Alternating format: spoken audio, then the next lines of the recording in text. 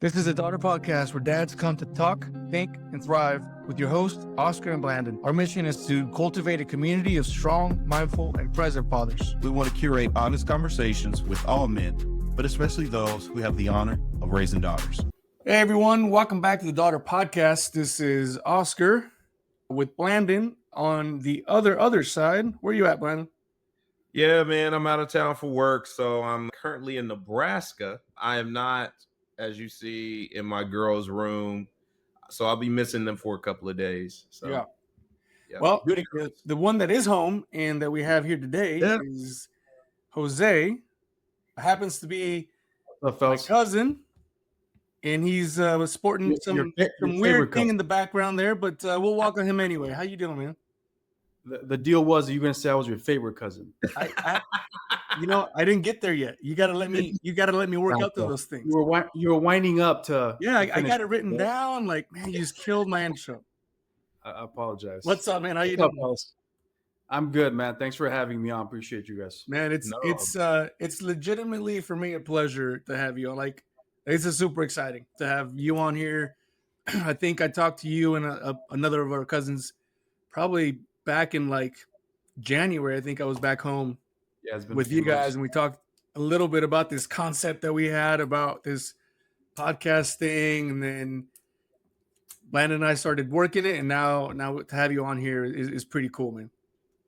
Yeah, that's legit, man. There's a lot of girl dads out there, so I love the concept that you guys are going with and the work that you're doing. So it's good stuff. I think this is monumental because we haven't had a blood relative on this show yet. We haven't had a cousin or a brother or anybody this close. So you can't build it up so much, man. I'm getting nervous now. It's like well, no need for you to get nervous because we're already friends. You have that cowboy star in the back, and everybody knows where I stand. So we're already brothers in a sense, but no blood relations have been on this interview. So this is monumental. It's a big deal. It is a big deal. I build the first one. Hopefully, I don't disappoint you guys. No, I think this is gonna be good, and it's a big deal too, man. Because Jose and I grew up together, obviously, in the streets of Central California somewhere, and went to school, and just to grow up with him, and then watch him do the things that he does, and then all of a sudden now we're parents and now we're both girl dads. Like, it's such a surreal feeling for me when I look back and just see like him, his brother, and my other cousins we're now in a different stage of life. But it's really cool to be in this stage of life where we're girl dads, we're daughters. I agree with you, man. It's a blessing for sure. A lot of challenges, right, in trying to adapt to being fathers and having been daughtered. But it's definitely a blessing, something that I never really had the foresight to kind of think about when we were growing up. So definitely agree with you there. 100%. 100% no foresight. A bunch of us boys running around doing things that we're so glad that there was no cameras for back in our day. Right. Wait, hold on. So Jose, are you going to share some of those things? I mean, you don't have to share them on this interview, but we definitely have to talk offline so I can have some real dirt. Let's opt for that. Remember that there's an audience, so that's right. Well, there is an audience. Okay, we'll do some off the podcast collaboration there, Blandon. There we go, and then sell that to the highest bidder. There you go. Absolutely. Unless Oscar admits he's a Cowboy or used to be a Cowboy fan, then we may. Never.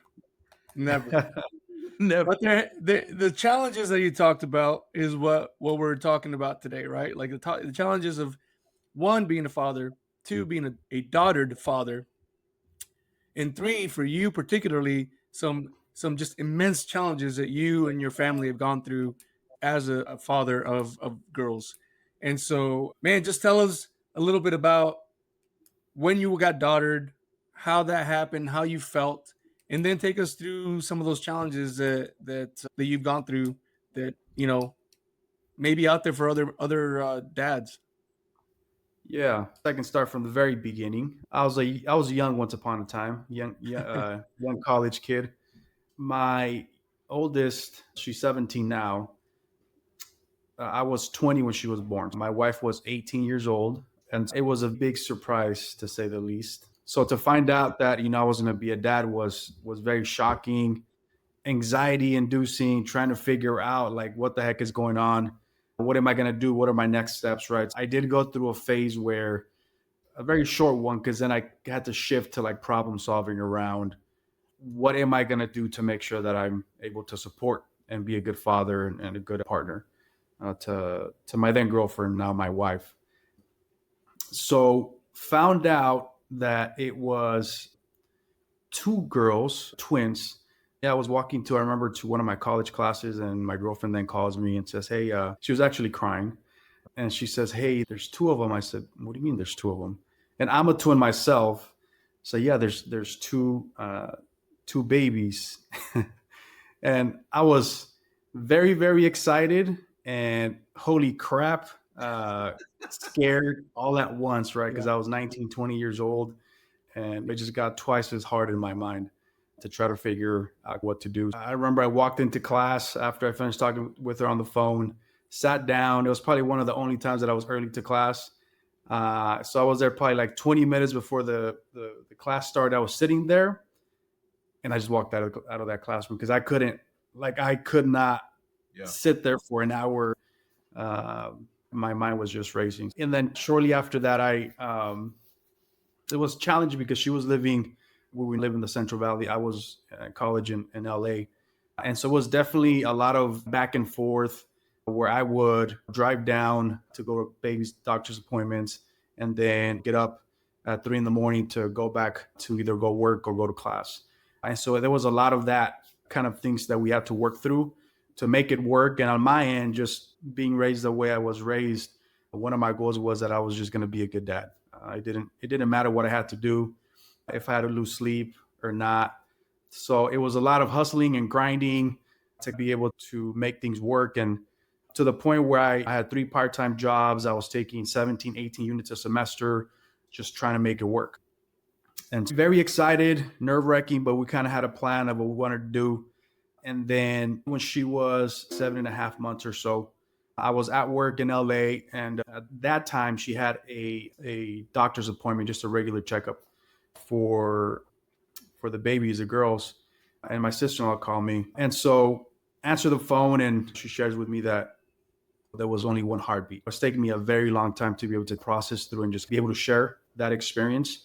But it was just heartbreaking is what it was. Just the array of emotions, to the point where I took off from the university and walked my butt home, trying to get home so that I can drive over here. Back then we only had one car, my brother and I. And so just emotions racing through my mind in terms of like why me, okay, what are we going to do, and trying to go into support mode and trying to support my wife, or my girlfriend at that time. So, it wasn't until I got a lot older that I was actually able to really consciously process those emotions of everything happening so quickly, and being able to find meaning, if you will, out of those experiences. Would you say you compartmentalized all of that in that time? Like you just kind of stayed? Very much so, to the point where for me, it wasn't about me at that point. It was just about how can I support my girlfriend, my wife. And what we oftentimes do, and maybe it's a stereotype or what have you, but as men, we push it all to the back and we go into problem solve mode, or at least that's the way I've been wired for a lot of my life. And so putting those feelings and those emotions to the side just to be able to get through whatever experience I was going through at the time. So it was very much compartmentalizing emotionally to try to just be as supportive as I could. And my oldest, she was in the NICU for a while, to the point we had to leave her there in the hospital and we would go visit her. And with that said, it was tough. It was intense, but everything happens for a reason, so to speak. We were also on the other end of it, working through how to get my wife to also enroll at Cal State Long Beach, which is where I was at. And so we were able to do some things, get her enrollment deferred because she did get accepted to where she could start a semester later. And so when my oldest was 3 months old, she moved over there to LA with me to college. And so we both started literally tag teaming, man. It's like I drive to class, she drives home, the baby's in the car. It's like, hey, have a good day and keep it going. So, And yeah. what year was this? This was in 2000. She was born in 2007. So 2008. Because my wife started school there in January 2008. And so at that point, I was I think 3 years in, and so it was literally just tag teaming. She go to class, I get in the car, drive with our oldest home. So it was just a grind. But talking about the compartmentalizing, that's what it was. A lot of it too is just literally check marks on classes. This is what I need to do to make sure that I'm able to graduate, to make sure that I'm able to put food on the table. And then once we were there, living in Long Beach, started to see little things with my oldest in terms of we didn't know. We were freaking kids ourselves. Yeah. Family members like my mom saying, "Hey, she should be doing this by now," and she wasn't. And but I don't know if it was a matter of like we didn't want to acknowledge it or see it because of what it could mean, or we just didn't know what we didn't know, right? Maybe it was a combination of both. Yeah. But so we took her to the doctor. The doctor said, hey, there may be some challenges that she's going through. She should be hitting certain milestones. And this is where my wife's amazingness just kicks in, man.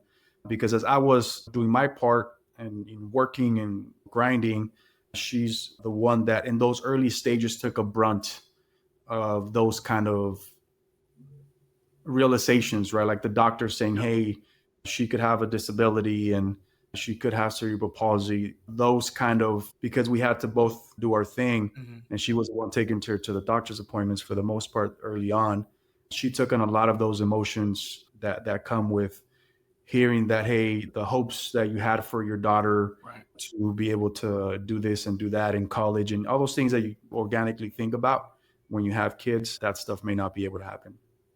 So, so Jose, if I could ask you a question, the story is so interesting because I have so many questions to ask. But one, since we're going down this road of the diagnosis of the cerebral palsy, there's a lot of misinformation about that, a lot of misunderstandings. Could you clear some of those up for us? Like a lot of things around that is like something happens during birth, right? A doctor has done something, or there's not enough oxygen that's happening when she's being born. Like, where could you clear some of those misconceptions up for us? Yeah, so it's hard to like pinpoint like why it happened. It was a complicated pregnancy early on. We were seeing a specialist because of the complications, but essentially cerebral palsy, there was a part of her brain that didn't get oxygen at some point. It's not something that's progressive, so it doesn't get progressively worse. It's just permanently damaged. There is a spectrum in terms of cerebral palsy and how much it impacts you, whether it's like cognitively or physically. My daughter, she's in a wheelchair. She's nonverbal, so it impacted her obviously tremendously to a large degree. So it's not something that gets worse. And we've been very blessed with her in that she's not a sickly kid. There are, unfortunately, some kiddos that suffer from cerebral palsy and there's other complications.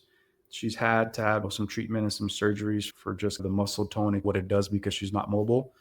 But for the most part, she's just a very, very healthy, I say kid, but she's 17 years old now. So we're blessed that it's not something that progressively gets worse, but it does impact her muscles and her muscle movement and coordination and all that. I don't know if that answers your question, Blandon. Yeah, no, that definitely answered the question, man. Thank you.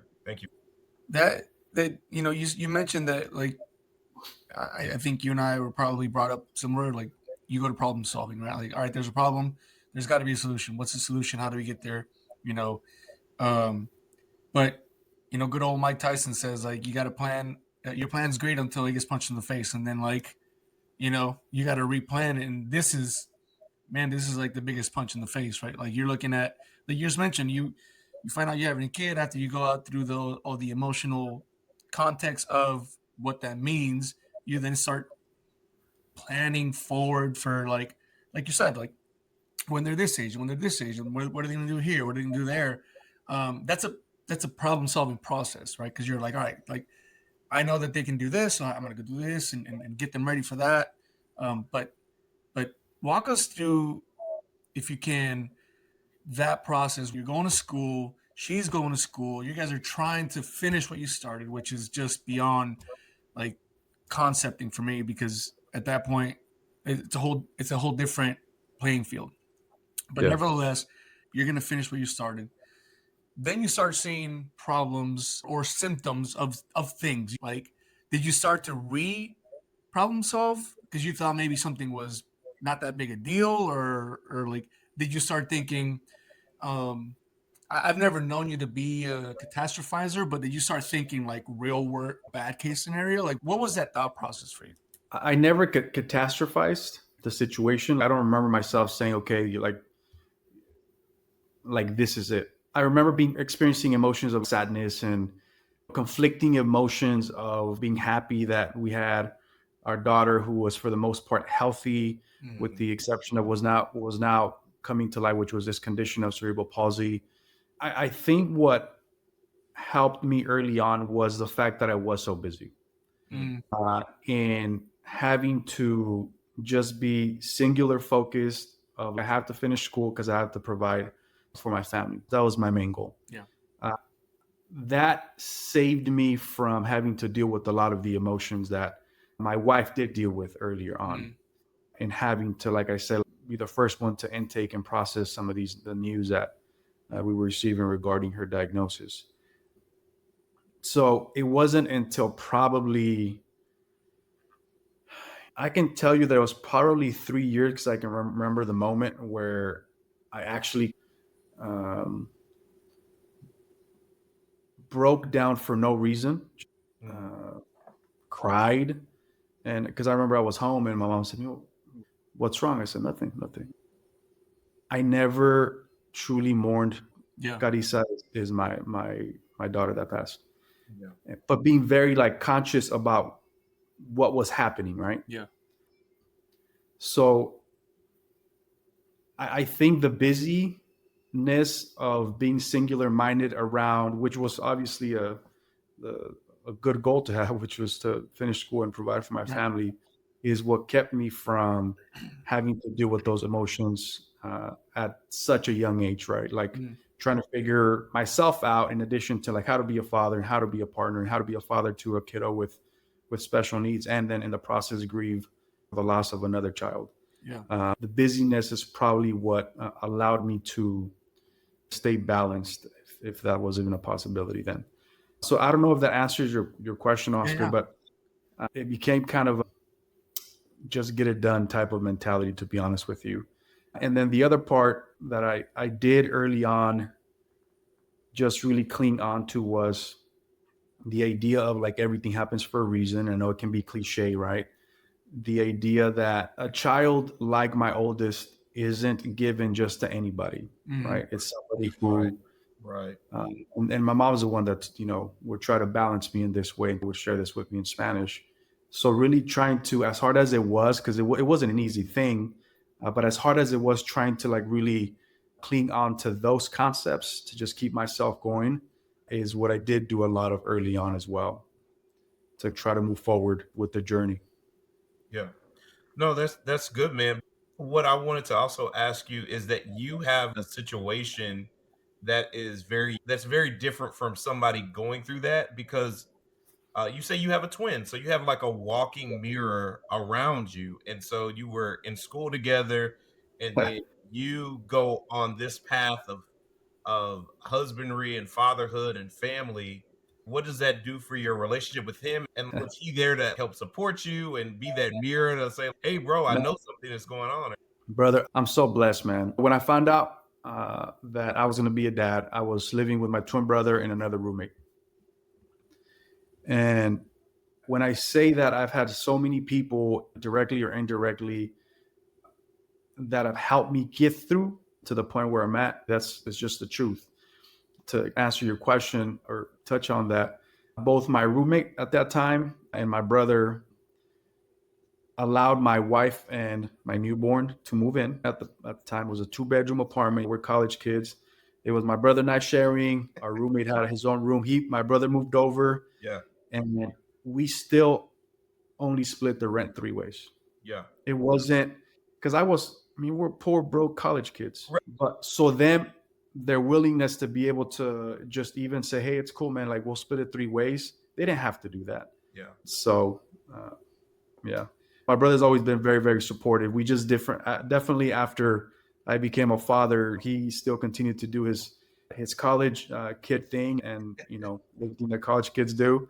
I hung out with my daughter and my girlfriend, man, and I was happy to do so because it was just such a blessing to be able to be my KK's dad, man. Yeah. Yeah.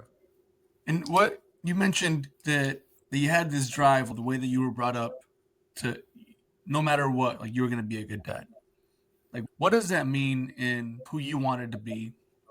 But then also, what does it mean to you to be a good dad? So I for me was seeing my mom get up and go to work every day, get up at 4:30, 5 o'clock in the morning, go to work in the fields, come home. It was the grind that I saw her go through and role model for my siblings and I. And initially, it's interesting you asked that question because initially, like the reason why I went into like I gotta finish school to put food on the table because that was my interpretation of being a good father. Yeah. It was like you provide for your family, like the provider concept or mentality.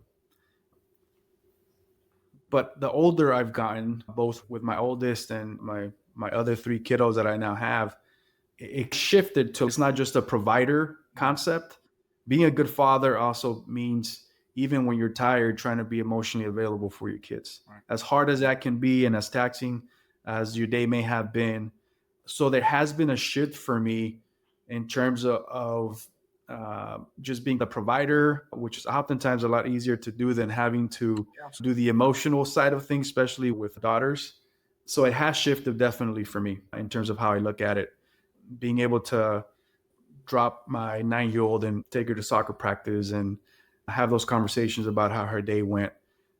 With my oldest specifically, it was always very much like the idea of unconditional love, right? Yeah. And this was what I've had to work through personally is I think now that I have other kiddos that are meeting their milestones and they're normally abled, kids give us a lot back in return. Their first steps, their first words, that's joy and gratification that we receive in a reciprocal manner. With my oldest, we've never had that. Yeah. And so the idea of like unconditional love for your children is really what like she's instilled in my wife and I. Mm-hmm. Because it's definitely hard to, and I'll give you as an example. I don't think that the first school that I worked at as I was an English teacher, I don't think they ever knew that my daughter had special needs. Mm. Because when they shared, hey, Franco, how old is your 3? At that point, she was 2, 3, 4. Oh, such a cool age. And I'd be like, yeah, no, for sure. Right. And I was just there because my daughter wasn't going through any of that. She wasn't experiencing any of those milestones. She wasn't able to have the same experiences. And in the process, I wasn't able to have those experiences. Right. So having to work through those emotions was definitely something that has taken time. But with that said, man, she has made me as a father a significantly better human being than I would have ever been. The little things that she does, she says, let's go. That's her favorite. No, 2 words that she says. She wants to get the hell out of the house. Let's go, Dad. Since she's been a lot younger, she gives besitos, she gives kisses. And my wife, I think, has come to terms with it, but Dad is her favorite person. I don't have to ask for besitos, man. She can ask for besitos and she doesn't get any. Dad walks into the room and he gets besitos. It also has allowed me to just value the smaller things that she does and not take those for granted. Well, one thing I could tell you, and I don't know if I've ever told you this, but I've never heard this story before. And I think part of that for me personally was was some type of guilt for me because I had my kid, and I distinctly remember we had our oldest in 2012. You had already had your daughter, and I learned some things here and there from the family, but as I wasn't not in the area, and we didn't talk as much because you're at school and all that stuff. But I just remember they offer you all these tests, Right. right? Yeah. They're like, oh, we Yeah. can do all these tests, and we'll find out if there's this and there's that.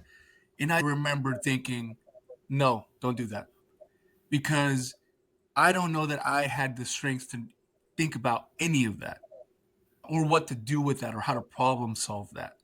And I remember feeling that guilt, like, why do I have my daughter? She's healthy. Like, why do people have not healthy kids? But I remember thinking of you and your daughter, and I was like, dude, like, this is amazing. I'm blessed. And then at the same time, there was a sort of guilt for that. And I don't think I ever asked you ever, like, how has it gone? Yeah. Well, had you asked me in true young man fashion that I was at that time, I would just, hey, everything's good, man. Yeah. Keep it Right. moving. Right. Trying to save myself from feeling those emotions. But, man, my oldest has brought so much joy to so many people. Hmm. Whether it's at school, whether it's on the bus, whether it's she just has an infectious smile, and countless people. And it's a trip to me because you don't know what people are going through, but they say, hey, we've had people tell us that your daughter's smile is what every day that I go into work just makes my day better. Or every time that I see her when they're strolling down, because they'll take these little trips to the store and stuff like that. She's been a blessing to us, I guess is my point, in ways that we never imagined, despite the challenges that she's had. One thing that I'll tell people, and early on, I struggled with the idea that, like, the poor kind of comments, she can't do this, poor baby. And I used to get angry about that, man, because I wouldn't verbalize it because man, there's nothing wrong with my daughter. She's just differently able. And she's probably happier than a lot of kids who are normally abled will ever be in their life. Yeah. When I talk about she wants to cuddle with mom and dad, she has her preferred foods, man. She loves ice cream. She loves like all these like very basic things. She likes being outside, taking a stroll around the neighborhood, like some very basic things that we take for granted as just people that can physically do things. She's she's a very happy young lady. And that's the other part that it has taught us. It's like when I consciously process the fact that I could get up and brush my teeth in the morning and she can't, it has also allowed me to just value just the things that I am able to do and that we're able to do as a family. So Yeah. Jose, I wanted to ask this question because, I don't know what that's like, but I do have friends who do have kids that have more needs, obviously.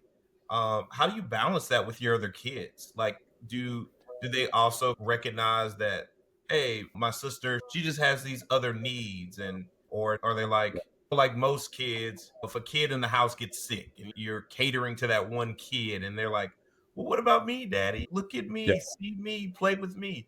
Has that ever been a dynamic, or how do you and your wife deal with that? we don't sleep, Bland. That's what it is. We just don't sleep. There's almost a 9-year gap between my oldest and my 9-year-old. And so that's probably why we waited, because just the needs of my oldest can be taxing on a day-to-day basis because she's essentially a baby in a 17-year-old body. And so when now with my second oldest, now that she's 9, she's become like just the big sister, really, the big little sister. And she's a huge help with anything that her sister needs. But there are those dynamics and those times when, because of demands, even if it's just kind of mundane things, right? Like we have to feed her and we have to bathe her. We're naturally taking attention away from my 9-year-old to be able to give it to my oldest. So we try to do little things, and there's times when we're better about it than others. From taking her to go get ice cream, or my wife and I have a date night. We'll take her with us and just the three of us to try to give her that attention so that she doesn't feel left out. So it's definitely something that's a challenge. And now you add our twin sons or 1-year-olds, Right. and that adds a little bit more of a strain. But I think my 9-year-old, she's told us, Daddy, when I grow up, I want to be a special needs teacher. Wow. Like those are things that, as challenging as it can be to navigate, because it takes attention away from her, Yeah. like the positive that comes with Absolutely. being the big little sister helper, the empathy that it builds. Nothing's all one side or the other. Right. So there's a lot of good that's come from it, even despite the challenges.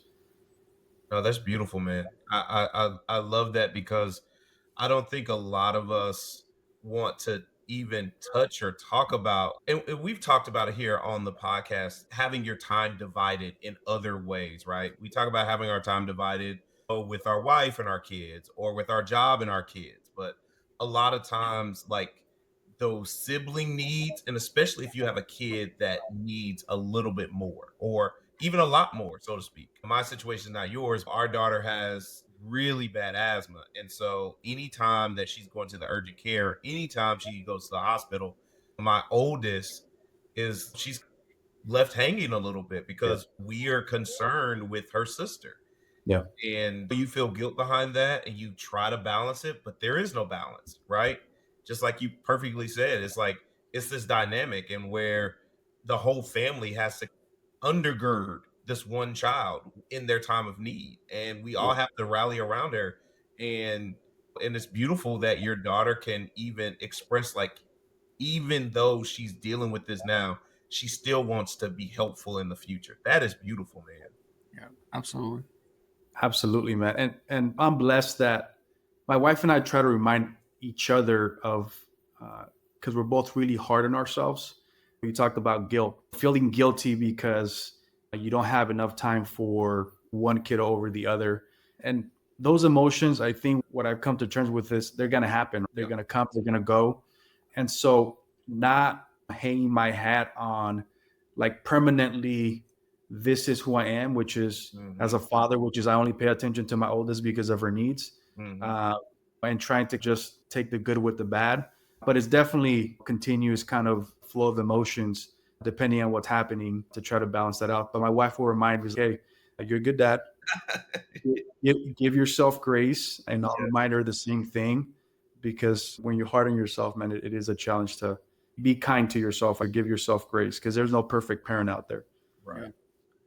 Yeah. And our kids see that too. Like, our kids, I think, feel that if we're not giving ourselves grace, we're essentially teaching them not to give themselves grace, to be real hard on themselves, to not take those little wins, right? Because it's about the little wins. The more and more I parent my girls, like, it's about the little wins, man. Like, I was home this weekend, and my little one helped me clean up. And she's the difficult one. She knows she's the baby. She knows that, like, you know what I mean? Like, her sisters cater her and do these things. And so there's always these things that just, like, she doesn't do. And this time she didn't. And it was funny. I started laughing, and my wife was like, "Why are you laughing?" I'm like, it's just a little win, little battle right there. We just won, like, just a little one. You know what I mean? And obviously that's minuscule compared to what we're talking about. But we're looking at teaching our children to savor those little wins, because it's those little wins that make the big win, right? And I mean, to hear your daughter say, "I want to be a special ed or a special needs teacher," like, that's a big win, right? Because she, in her mind, in her heart, she sees that she wants to help. That's a huge win. And we know that she's 9, and she's probably going to go through another 50 different professions that she wants to do between now and then. But just but just the thought that she's feeling that. She is feeling it. And you and your wife are teaching her that, because the patience and the grace that you give your oldest daughter, and then that you give yourselves, that's what she's feeling. Yeah, and I think it's important, Oscar, to just to be fair, it's not something that I'm always good about in terms of the grace piece, or which is okay too. It's part of the dynamics of parenting, right? Yeah. That some days you're going to be really good about it, and others you're not. And so, like I said, taking the good with the bad. But Now that her personality is, I think, pretty much set, man, she's probably gonna be a lawyer or something. To be quite honest with you. She likes to argue with her dad and to check her dad quite a bit. So. Where's she gonna go though? Is she gonna go to UCLA or is she gonna go to Cal State Law? You know what? She's telling me she wants to go to UCLA, and given that UC's a little bit more expensive than state schools, I don't know that I like that. So we'll see, man. We'll see. But let me ask you this. So in the podcast, we've talked a lot about, obviously we talk about dad guilt. We all have it. It's a thing that we balance or try to balance because you have to go to work, and you particularly have a job that can keep you at work for quite a while on some days, right? Sure. And so we talk about the dad guilt. In particular, though, we talk about the dad guilt with your first child. So, for me, it's always like, and this is always a conversation between my oldest and myself. Hey, I'm sorry. You're constantly and every day and every minute teaching me what to do with the next time and what to do with the next time. So you're getting the crappiest side. Like you're getting the side that doesn't know anything, right? And I can only imagine. So again, I'm going through this process, but your first child taught you the same stuff, but also very different things. And I only imagine, knowing you from being kids, like your patience and grace is far beyond what I could imagine if you had asked me, 20 years ago, like when we're hanging out, right? Because one, we're kids, and just the way we're brought up and how we, how we were raised. But talk me through that, because I know, like I said, I'm constantly making mistakes with my oldest still, because I don't know what I don't know. So I'm learning these things as I go. And then by the nature of, hopefully by the nature of learning, my middle child and my younger child don't get the same, mistakes. So talk to me through that, right? Because your oldest has taught you so much, and then you waited those almost 9 years to have your next child. So talk me through that. Well, it's exactly a lot of what you said with regard to our 9-year-old is in many ways our first, right? Because of the milestones and the challenges that we did not experience with our oldest. Having a kiddo that has soccer practice twice a week and 2 soccer games on Saturday stretches you a little bit different than our oldest did, because her needs are, we got to feed her, we got to bathe her, we got to change her, but we don't got to run around. Other things where, talk about, like I said, about guilt with not being, I guess, so hard on my second oldest, on my 9-year-old, because she's really smart, really articulate, has been since she was a baby, just talks forever. So learning developmentally that she's 9, right? And so maybe my expectations are not appropriate. That's a me problem, not a her problem. So just because she can speak really articulately, or because she's still a 9-year-old, right? And so I have the blessing as an educator. I'm a principal at a middle school, where if I always try to give myself the stepping back and say, okay, if that's just a 9-year-old that you're thinking about, do you see it differently than if it's your 9-year-old? And the answer is yes, right? So it allows me to have a more balanced perspective and really check myself in terms of not, expecting too much from her, given where she's at developmentally. Yeah, she's definitely helped us grow in different ways than our oldest did. Yeah. You bring a really good perspective, because I don't think I've ever used that. And maybe because I'm not an educator, and I don't ever think I have put my 12-year-old to any other 12-year-old. Like I can do it now that we talked about it. I'm like, yeah, I can. There's certain 12-year-olds I'm not going to expect XYZ from. It's just not developmentally what they should be doing. But I definitely don't think I've done that to my 12-year-old comparatively to a 12-year-old. Yeah. So at least for me, it's helpful, man, because like I said, I found myself as I learned to be, if I'm honest, like it feels like learning to be a new father with her, and the milestones that she's hitting that we've never experienced before, that I've never experienced before. I have to calibrate myself, right, in terms of how I am either handling a situation, or maybe I need to give her some space, because that's new for me too. Now that she's not like my wife, like, honey, she just needs a little bit of space. So kind of learning to navigate all that has definitely been something new, and just a different process. Uh, Jose, so I want to ask you a question, because I think I saw something, a glimmer of something. So I saw the way you lit up talking about your wife, but I also saw the way you kind of lit up talking about your mom. So I recognize a mama's boy when I see one, because I am one. Damn, dude, you gonna go there? Yeah, I'm gonna go there. I'm gonna go there because I see it. I see the glimmer. I saw that light up when you talked about your mom. It's the same way I Yeah. feel about mine, the same way when I talk about her. What has your relationship been like with her throughout this entire journey? And I'm for certain that she probably has some very special relationship with your oldest. Yeah, she's been a huge support for us, especially early on, to the point where we would, as college kids, finals week, we would drop her off for that week, Yeah. head back to try to study and grind. My little sisters too, man. To be honest with you, they're uh, older now, but even when they were, I think they were in high school and middle school at that time. I feel bad as an educator, but we would take them with us so they can watch her while we would go to the library for 3, 4, 5 hours to study for a final in the summer so that we can work. My entire family has been extremely supportive. I've had our oldest cousin went to stay with us for a few weeks to help us care for her. My aunt has done the same things. That's been the beautiful thing, that it's really been all hands on deck in some ways. Maybe not necessarily emotionally, because the brunt of the emotion is for my wife and I to process through and take on. But in terms of folks doing whatever they can to help us get through whatever challenges, a lot of my family has been very instrumental in that.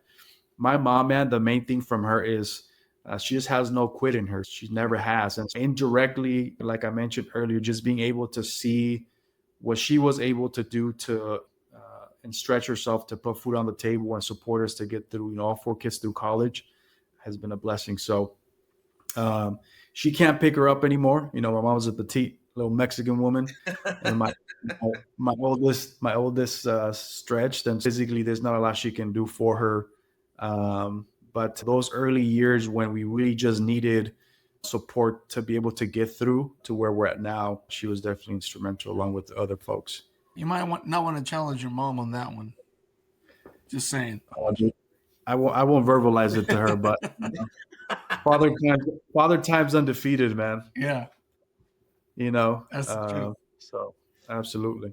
Well, man, it's such a pleasure talking to you about this, because, like I said, I don't think I'd ever asked you about it throughout, mostly because of just not knowing how to ask. Like, how do you ask someone about these things? And as I seen you literally grow, right, like in the literal sense, and then grow as a father, and then in your profession, it's been like night and day.